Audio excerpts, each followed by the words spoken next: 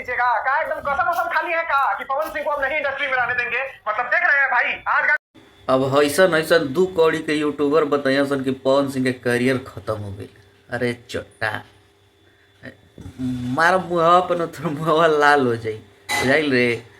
साला दाढ़ी मूछ बनवा के एकरा के घाघरा चोली पहना के एकरा के डांस करवावल जाई नो तो ई ज़्यादा सुंदर लगी और ज़्यादा हिट हो जाई।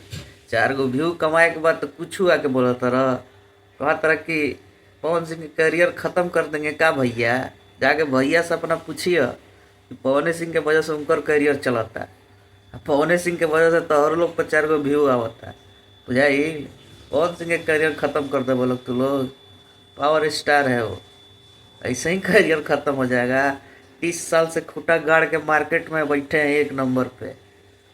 तार चचा जन बड़े नु वो इनकरे से सीख के आज जहाँ तक बनल बने इनकरे के देख के इनकरे के आदर्श समझ के जाके पूछ लिया पवन सिंह के करियर खत्म हो रहा है।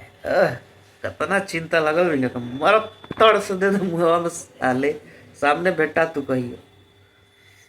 भाई लोग कमेंट में एकरा खातिर प्यार बरसावो लोग बरियार से तय दो अतना बरियार से एकरा पर प्यार बरसावो लोग नु छोड़ियो लोग मत। बाकी तब तक खातिर जय भोजपुरी जय श्री राम।